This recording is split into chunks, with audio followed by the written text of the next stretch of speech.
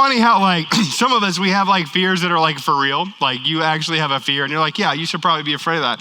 And then some of you, you're just like on a bridge and you're like, I'm not sure if this is going to stay. Do you know what I'm talking about? Like there's a little bit of this where we just find fears that we have. When I was growing up, one of the fears that I had, you said the lake thing, which was kind of funny. So I grew up in South Carolina, and we had these lakes, and I assumed all lakes were like this. South Carolina lakes aren't like real lakes, like they're not like the great ones. So you can see across them, and then they're just massively dirty. And I went with a friend, and we were on this like boat kind of thing, which is what you were on the lake on. And we were there, and I looked down, and he would like jump out, and I'm like, dude, you can't see what's underneath there. And they would have catfish. You guys, the catfish, and so they would like be swimming around, and he'd just be jumping, like joke about the catfish. I was like, you, my friend, are a psychopath. And we would do that. And I've told the story a little bit before, but there's been a couple times too, like during that summer, I really liked to be on the boat. I just didn't like to be in the water, which is kind of weird. And we would go, and one of the guys that I would go out with, I would say, hey, let me clean your boat. And so I'd clean it. And then he'd let me take the boat out with him when I was like, I guess this was actually middle school, how they would do this. And one night, and you guys have seen this before, we got caught in a storm. So like we were out there, and it wasn't so far that we couldn't get back, but I think he wanted me to experience what it was like to be on the lake during a storm, which was the biggest fear that I had, and also the worst thing that I had experienced up to that point in my life. And it was so funny. It was like rocking. I get seasick naturally anyway, so we were like doing this whole thing. It was not great. I thought to myself, I was like, these sort of like storms make everything around what's happening that's good worse. You know what I'm talking about? Like we'd have these storms that would show up, and even when we were like cleaning the boat or just out there, it would make everything worse. Now, what we're doing today is we're actually going to be talking about something that I'm going to give you a caveat with. If you're here and not a follower of Jesus, what we're going to say for the next few minutes is one of these things that you've probably heard like things like this at a church or a pastor say before. And I will say what we're going to talk about for the next few minutes, there's parts of it that feel beyond natural because it is. And then there's parts of this that are so unbelievably practical within the text. And it's kind of one of these things you go like, there's two things happening when the writer's a guy named Luke, he's a doctor, when he's writing these things. The two things that are happening are he's giving a historical account of something that happened and simultaneously giving a metaphor for something we should apply. And so there's parts of the text where you look at this and there are these moments where two things are simultaneously happening, and that's what we're looking at. And it actually revolves specifically around a storm. Now, before we jump into this, the metaphorical sense of this that's true is that you're gonna have storms in your life. It's always inevitable, right? So storms in your life, the difficult parts of your life, we can throw this up here, storms are inevitable in our lives. They are constant to some degree or another. You're gonna see highs and lows. You're gonna see good parts of your life, difficult parts of your life. And you know this too, when it comes to storms, you can have one or two or all of these at once, which is kind of fun. You'll have like emotional sort of storms. Some of you have felt this before.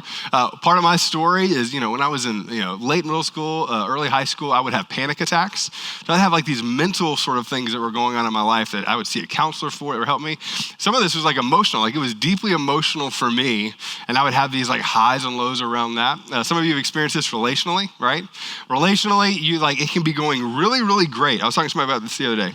A relationship that goes really, really great, and then it just flips. Like it is so fast how a relationship can just turn and shift so quickly, right? You feel this when it comes to your relationships. Spiritual, this is another one that I would say is always fascinating. Now, I talk to people all the time. Part of the reason our church exists is for people who are like deconstructing their faith or have doubts and questions, trying to wrestle this down. You will have something along the way as your faith matures where it feels like it grows to the point where you genuinely ask the question, like, do I still believe in this? And then the next question for many people is like, is this even helpful or good, right? Is this actually a good thing? And then for some of you, and this, like a physical storm comes out of nowhere. Some of you know our story even this past summer, like everything is going great and then there's one doctor's appointment and everything flips up on its end. And if you've ever had something like this happen in your life, like this particular storm, right? Everything changes and then immediately it's all that matters. Do you know what I'm talking about? Like everything else you were worried about begins to be dwarfed underneath the fact that this is like the biggest thing that's going on in your life and all you want to do is have a solution. And the truth around most of our storms is this. Some of them are caused by us. Like some of you've made decisions and this actually caused something in your life to move into something that's difficult. Like you had a storm show up like this that was caused by you. And then the harder one that nobody really likes to talk about is sometimes it's like beyond all of your control. Right? Like if you were gonna blame somebody, you could blame a person, like there's a specific person involved in this.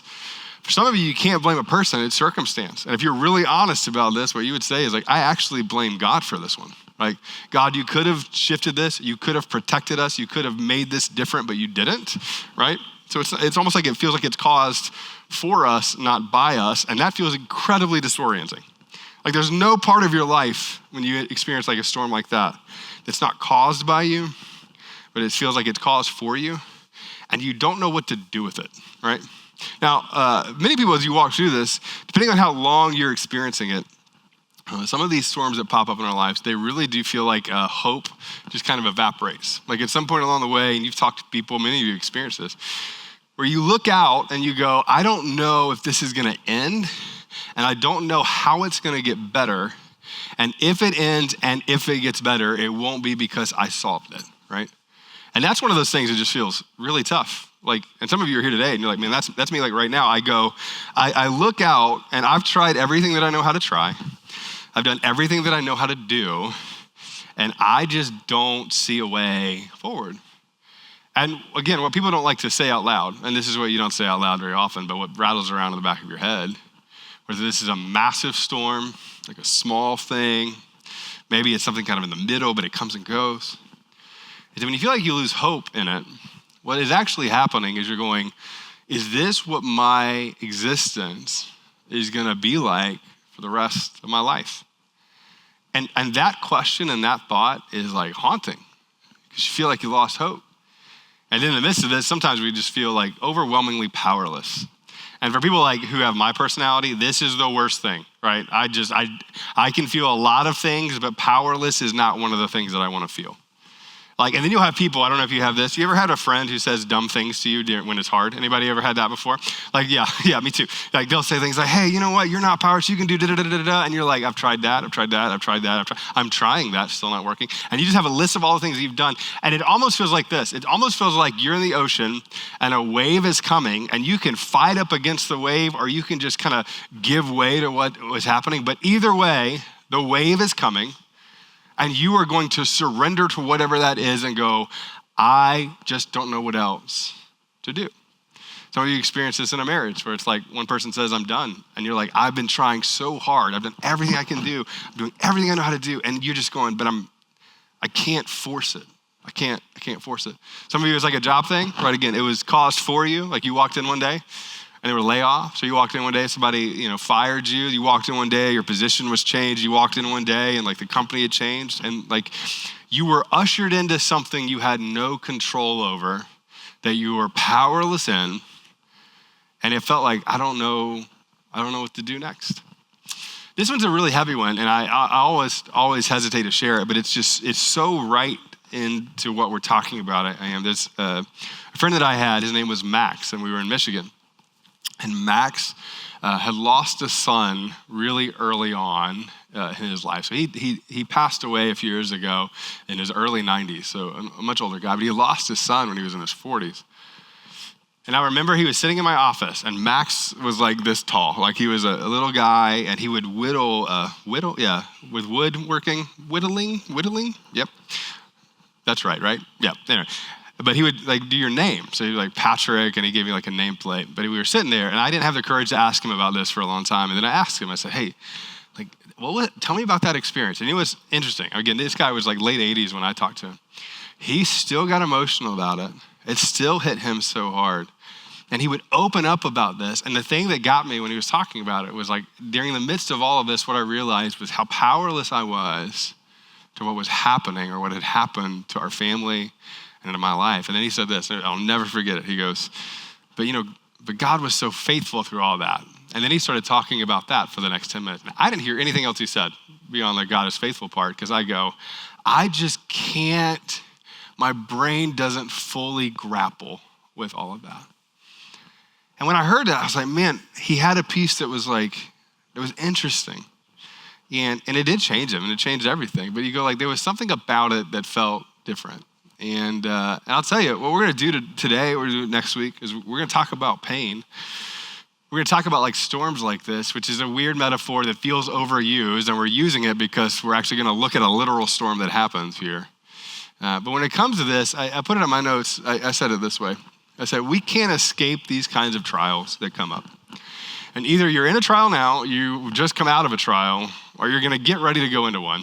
And most of us know somebody who's currently facing something that we care about. And so when it comes to this, I'll say this: Christianity is very fascinating in this, in that God promises peace, God promises to show up and be present, and he simultaneously doesn't promise to remove all of the difficulty from this. And I grew up sometimes in contexts where people would say like, hey, they made it feel like it was overly good and easy. And I would sit there mad the whole time. I'd be like 11 years old, mad at guys that would preach like this. Because I'm like, I know, and I've lived long enough to go, that's not how it works. And so one day, sorry, I was a little bit of a smart aleck as a kid. Definitely not now at all, but when I was a kid. And I remember I actually caught one of the guys afterwards, one of the pastors. And I was like, hey, I get what you're saying. But I said this, I was like, but Jesus' closest followers, the disciples, most of them were martyred. Yeah, well, yeah. I was like, and it was built on Jesus dying on the cross, right? Well, yeah. I was like, that all feels like suffering in the midst of. That doesn't feel like, and then it worked out, and it was a happy, like there's a depth to Christianity that goes, we as followers of Jesus and as human beings will experience pain and suffering. And so the question is like, well, now what? Like, what do we do when that happens? So there's a guy that we talk about a lot. His name is Paul. We talk about it a lot because Paul wrote about half the New Testament. And Paul's writings kind of vary. Some of it's like historical. Some of it's, as we're going to read today, is actually like written about something that he experienced. And Paul was interesting in that his story was one where he was not what they would say is like a follower of the way. In fact, he would persecute people who were. So Paul was, a lot of people don't say it like this, but he was active in causing and creating pain who were people who were followers of Jesus before he came to Christ. And what he would do is he ended up planting these churches all over the ancient world, and then he would write to them about what it meant to follow Jesus. About a quarter of his writings is like, hey, y'all are being dumb, please stop doing that. A quarter of his writings is about theology, where it's like, here's what it means, and here's who Jesus is, here's what this looks like. And then part of what we're going to talk about today is like, then there's historical accounts of things that Paul would go through that aren't cool, they're not sexy, they're not like, and then it all was easy. It was the depth of somebody following Jesus at times who really struggled. And so where we're going to pick up today, we're going to be looking at an area of the Bible called Acts, which is kind of the history of the early church and how it spread all over the ancient world. And we're going to find Paul in a state where he's been imprisoned. He's being transferred on like this grain kind of ship, the ship that would transfer grain through all these different places. But they would shackle many of these guys together who were imprisoned. He would be on the ship together, and then they're going to transfer him to Rome, where he's going to essentially plead his case before Caesar. And so this is where we're going to pick up, and we'll look here. This is in Acts chapter 27. And so what happens is Paul kind of gathers everybody together that's on the ship. And the way that this had worked out is he believed very deeply that God had told him that he was going to Rome, not just to plead his case, but to spread the gospel. That's what he's doing. And so they get on this boat, all this kind of stuff's happening, they're headed over there. And so he gathers everybody and he sort of calls his shot and he goes, hey, this is gonna get worse before it gets better. There's something coming that's not gonna go well. Here's what he says. He says, men, I can see that our voyage is going to be disastrous, which is what you want to hear from somebody like on a boat, right? Like it's kind of being on the plane and that one person who shouts and it scares you, like, are we good? We're good, right? Like there's a little bit of that, It's gonna be disastrous and bring great loss to ship and cargo and to our own lives as well. To which you just go, thanks so much, wish you weren't here. There's a little bit of that. And then he goes on and it says this. Verse 11, it says, but the centurion, the leader of this area, instead of listening to what Paul said, followed the advice of the pilot and of the owner of the ship, because that's what you do. The guy who knows what's going on with the ship, we listen to him, not the guy who sounds like a crazy person. He says, since the harbor was unsuitable to winter in, I love this. The majority decided. So they grouped, sort of like collectively said, are we going to go do the thing or are we not going to go do the thing? Then they took a vote, which is always the way you do things with people because you get them all to agree and then it just feels better. That was a joke. Majority decided that we should sail on, hoping to reach Phoenix and winter there. So Paul's going, hey, I'm just telling you, I feel like God has told me that I'm going here and this is going to get worse. Just so you know, this is not going to get better. And then a few verses later it goes on and says this. It says, before very long, a wind of hurricane force, which I just love the clarity. It's like, was it windy? No. It was hurricane force wind called the northeaster swept down from the island, and the ship was caught by the storm and could not head into the wind. So we gave way to it and we're driven along. And this is the part that I think is so fascinating, especially in the metaphorical sense as this is talking about it, is you're getting a historical account and then a metaphorical account of what's going on. But they lost control of what was happening. Like they were driven along by something they had no control over and no force to correct. And they're being driven along, and you can imagine, as best you can imagine, Paul is shackled to a bunch of other these guys. He sort of called his shot. Hurricane force winds. I've never been out there in that. Don't plan on it. But I would just tell you, like, you can imagine, I mean, you saw The Perfect Storm, right? George Clooney couldn't navigate that. These guys couldn't either. Like, there's a little bit of like, they are going into the midst of this, and it is immediately and quickly out of their hands. And it goes on a couple of verses later. It says, so we took such a violent battering from the storm that the next day they began to throw the cargo overboard. So they had all the stuff that they were carrying, especially grain, this kind of stuff. They started chucking it overboard. And then on the third day, they threw the ship's tackle overboard with their own hands, which again, I love the imagery as best you can, just imagining like they said, we're collectively just gonna get all of this off as much as we can. Then it goes on and it says this. It says, when neither sun nor stars appeared for many days and the storm continued raging, we finally gave up all hope of being saved. Now, again, if you saw The Perfect Storm, how many of y'all saw The Perfect Storm? Do y'all remember this movie? Yeah. So you remember like that moment of the movie, right? Where they just like, no one's coming. This isn't gonna get better. This is a trajectory that we're on. This is where it's going. So thanks so much for coming today. Let's pray. Let's get to end right there. What happens next is one of these things that, again, if you're not a follower of Jesus, it feels like so beyond natural that it feels weird, but a tangible sense of God's presence shows up to Paul in the midst of the storm on this boat. And it offers both hope that they're gonna make it through this. But this is what's so fascinating to me about it. But not necessarily hope that everything's gonna get better for Paul. In fact, to be really honest, what Paul would endure after all of this would probably feel worse than what he was enduring in the midst of all of this. And so the next 4 verses, this happens and Paul shows up and he offers hope to them. He senses God's presence. And then he says this, he says, so keep your courage, men, for I have faith in God that it will happen just as he has told me. Nevertheless, we must run aground on some island. So here's what he's saying. He's like, look, here's what the hope is. It's gonna be great. Our ship is gonna crash and sink, and we're gonna go to an island that we weren't planning on going to, and it's all gonna be okay. And then they're like, can we throw you overboard? Like there's a little bit of that where you're just like, this is not going well. This is what's going on. Now, what's fascinating about this, and this is like the fascinating image in this, and again, if you're not a follower of Jesus, it feels beyond natural, I know that. But in the worst part of all of this, God was present in the storm with a group of people, both Paul, who was sensitive to the Holy Spirit and his leaning, but also present with all of these other people, whether they knew it or not, right? I put it in my notes this way, like God was present in the storm with them. And this is one of those things where you go like, I don't know if I can say this perfectly, but I would say when the most difficult parts of my life have come about, that is a great promise that feels good when you're not currently walking through something difficult. But when you're actually walking through something difficult, can I just be really honest? Most of us in the immediate don't want God's presence so much as we want the pain to stop. Or we want this to be easier or better. We want this thing to be removed. And what happens is he shows up and he says, more bad things are gonna happen, and also I'm here, and also it's gonna be okay. And what happens next is exactly what they said. They sort of run aground, the ship goes down. But all 278 people that were part of this were saved. And all of them make it to this island called Malta. And then they get off on the boat, they're here, some of the locals come around, it's a fascinating story. I'll let you read the fullness of it, but they make a fire for them to sort of protect them.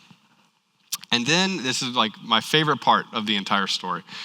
It's almost like, hey, we did the ship thing, we did the hurricane thing, we did the wrecking thing, we got off the boat, and now we're here. Look, it all sort of worked out. It's like Survivor. Now we just get to play the game and vote each other off. Like, it's great. Like, they ended up on the island. All of this is going well. And then what happens next is so fascinating. It says, so Paul was gathering a pile of brushwood, and as he put it on the fire, a viper, because of course, driven out by the heat, fastened itself to his hand. Now, I think this is so fascinating. It's one thing to get bit by something, but it's another thing for the thing to fasten itself to you. Do you know what I'm talking about? Like I told this, I had a friend, and they had two dogs. They had the mean dog outside, and they had the nice dog inside. And so I decided when I was like a middle schooler to go, I'm going to mess with the dog with the clear thing. So I'd get the mean dog outside all riled up, to which the nice dog came, and I knew what it was like because he fastened himself to my butt and just like hell. I'm glad I could work that in two. I worked in 2 words that I was not planning on today and was holding on. I was like, he bit me, but he didn't just bite me. That joker was hanging on. So I punted it. So it was good. That's not true. But like it fastened on. That is so much worse than just getting bit. He had a viper that latched onto him that should have been deadly. And it's just another thing compounding to the other stuff. Like he went through all the other stuff, and now he's just being a part of the fire thing, and then the viper latches on, and they all stand around going, well, if that happened, you must be a terrible person. In fact, this is what they said, which I think is so funny. It says, when the islanders saw the snake hanging from his hand, they said to each other, this man must have been a murderer or a Michigan fan, for though he escaped from the sea, sorry, I saw my Michigan fan. There they go, they leave, yeah. Right. He must be a murderer, for though he escaped from the sea, the goddess justice has not allowed him to live.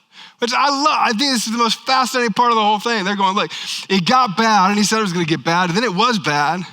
And then the ship thing, then he gets bitten by a viper, and all the locals are standing around going, wow, like, you must be really bad. Like, it's just not going well. And they're looking at him, viper's hanging off, viper comes off, and then they all stand around and realize that he is just fine, right? And what nobody realizes, and this is the part that nobody likes to say out loud, is there are things that happen to you that are probably outside of God's will. And then there are things that happen to you, and don't miss this, which is so fascinating, that God could remove, and he chooses not to. And no one knows exactly why. And this is the part that you go, man, I wish I had an answer for. Like, why would could he have done something? Could it have been like a mouse or something to bite? Why you gotta be a viper, you know? Like, why did it have to be a shipwreck? Why did he have to go to Malta? And you look at all of these sorts of things on his way to something that was gonna feel even worse.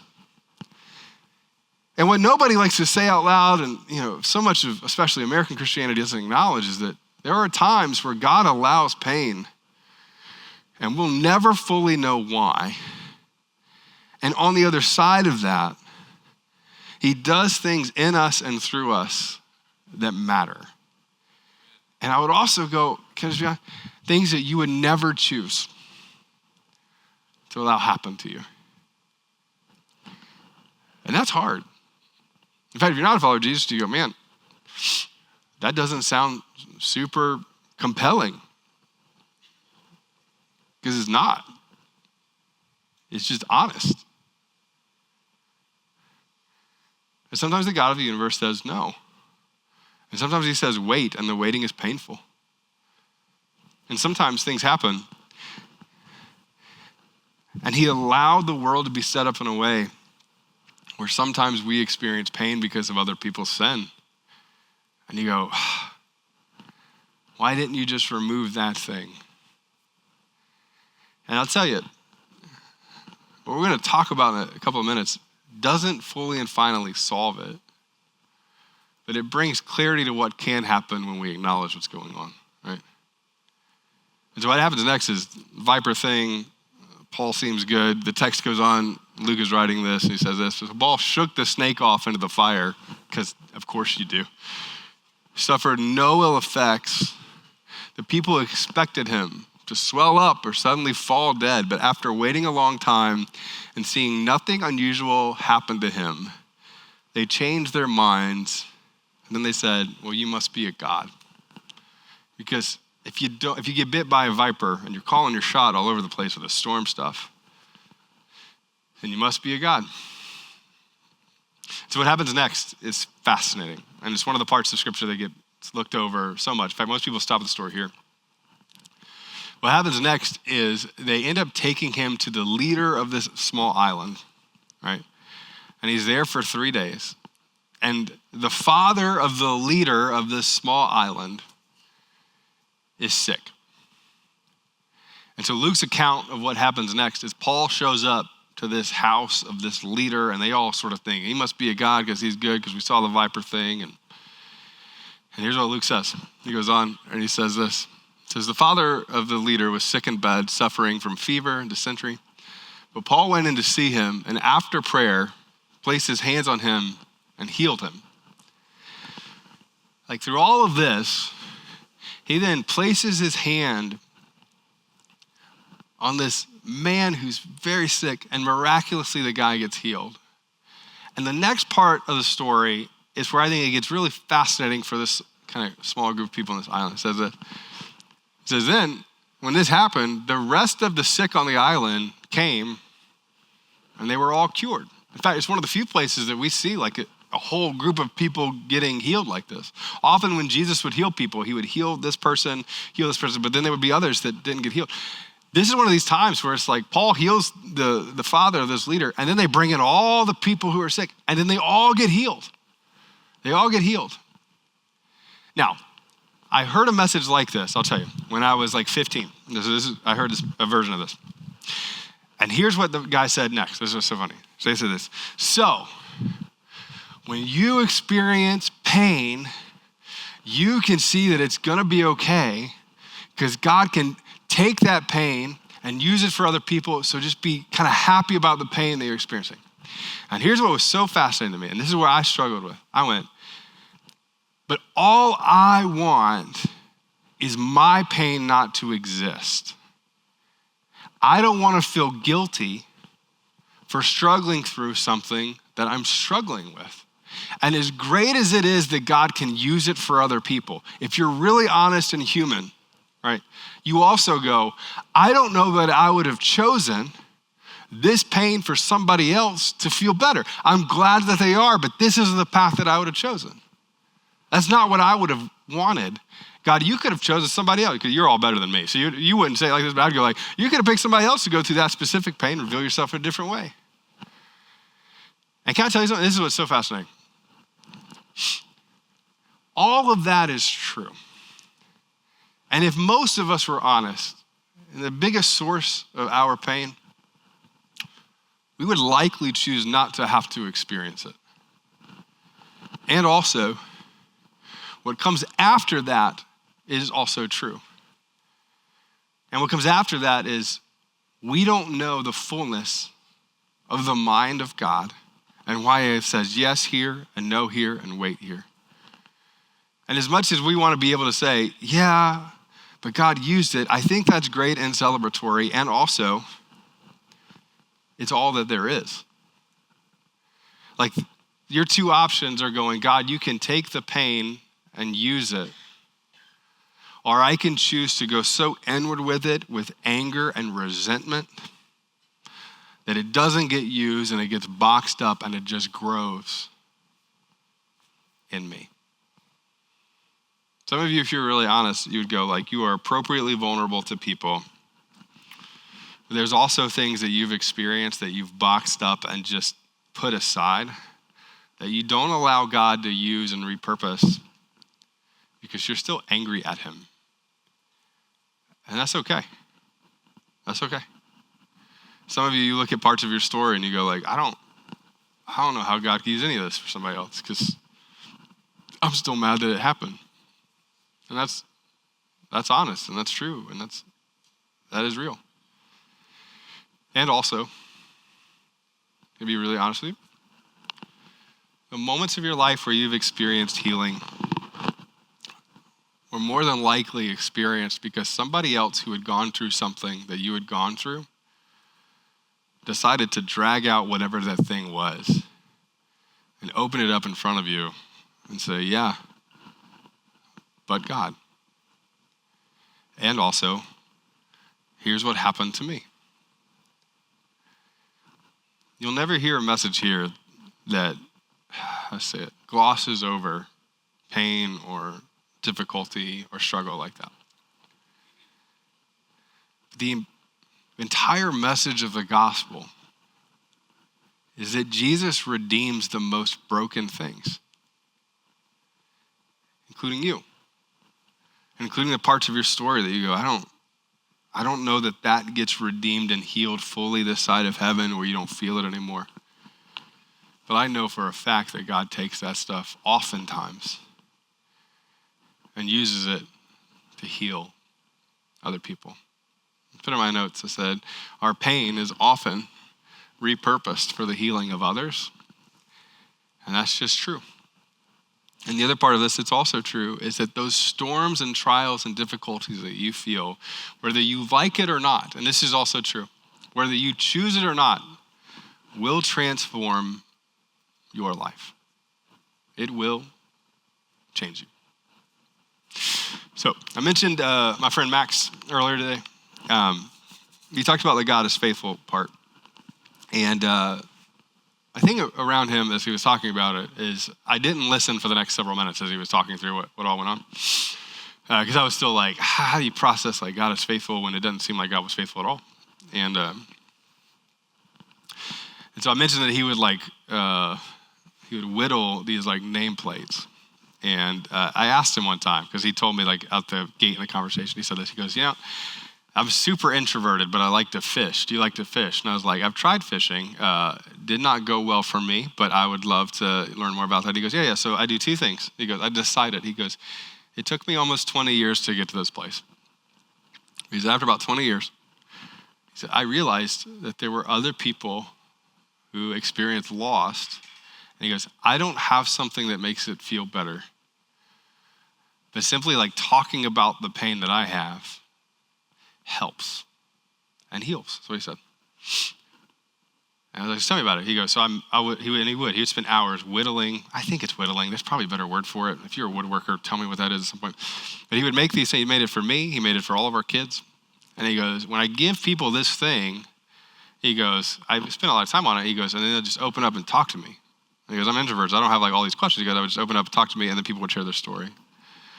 And this is what he said, and this is so fascinating. He goes, I cannot tell you how many times over the last years that I would do this for people, and they would be in the midst of loss, and I didn't know it. And then they would just talk. And he goes, I would sit there and I would listen.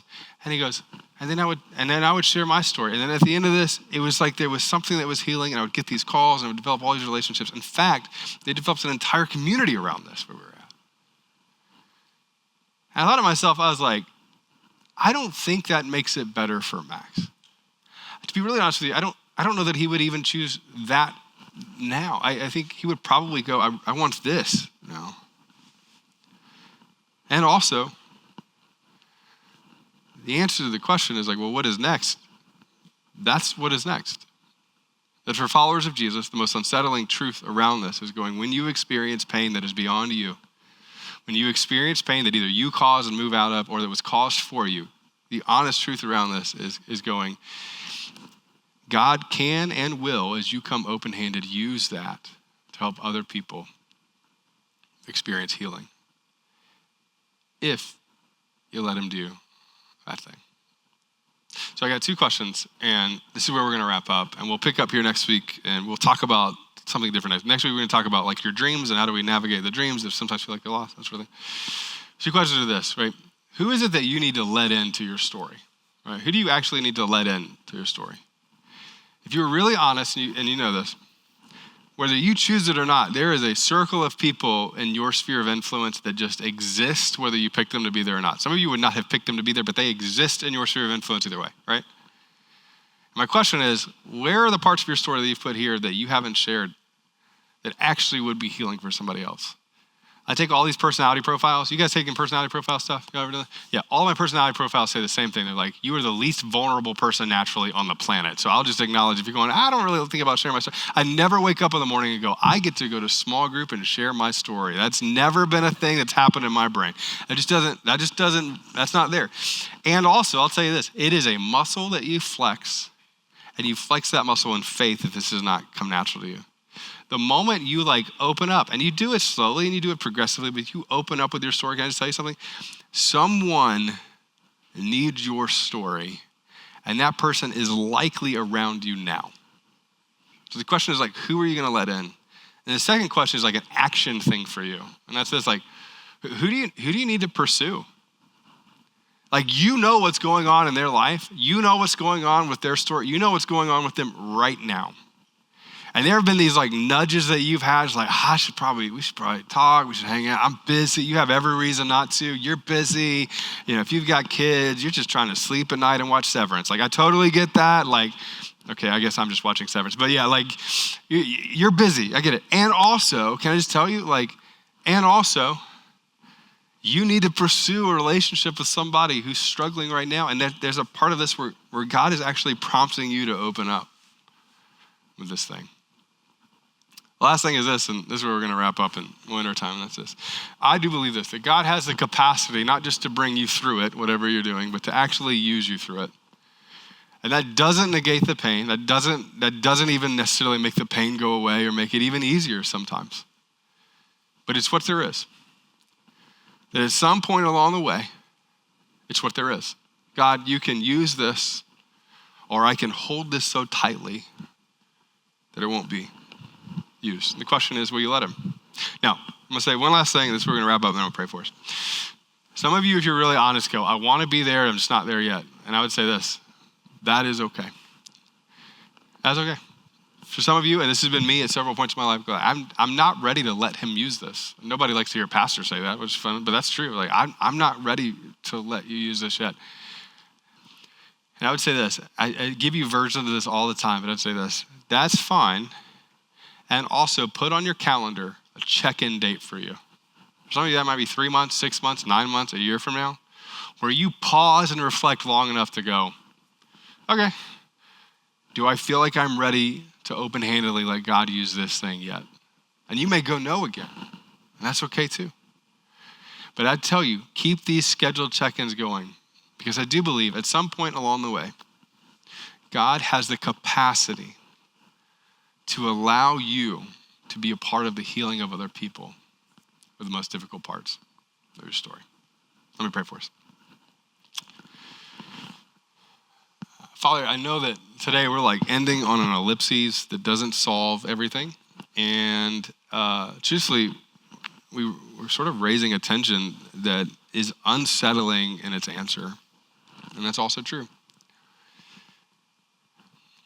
And the hard part around this is that you do often heal us over time, that you do help us to see hope again.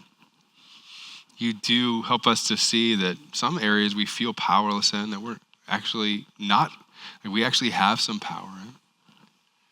And then sometimes you just beyond naturally heal our hearts. You do. And sometimes it takes a long time, or we carry it for a long time, and it doesn't happen the way that we would envision.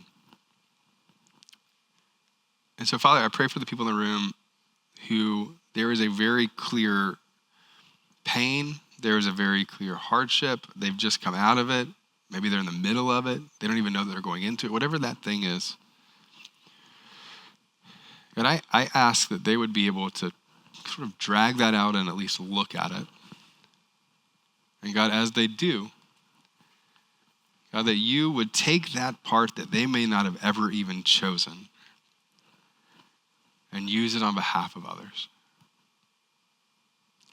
And for the person in the room, and I've been here before, who is just a little bit angry at what we're talking about today, God, thank you for that. And I pray that you would help them they would direct that anger at you in the most human way because you're big enough for it. For the person who feels brokenhearted, pray they do the same thing. God, they would direct that at you because you're big enough for that too. And God, that you would give us peace enough to move forward and to trust you with our pain. God, the last thing I'll pray is this. As a church, Father, I pray that you would help us to be the kind of people that don't gloss over it, but to sit with each other in it. God, at the very least, that we would be a beacon of hope for people who are struggling, and that you would help us to be able to love each other so well and selflessly through it. God, I pray that as a community of people who are united in faith, God, that you would help us to be able to see each other with your eyes, and to even be able to see each other in ways where it feels like you're prompting us to kind of show up for one another. God, that would be a model of people here in our city. We love you and we thank you. So in Jesus' name we pray. Amen.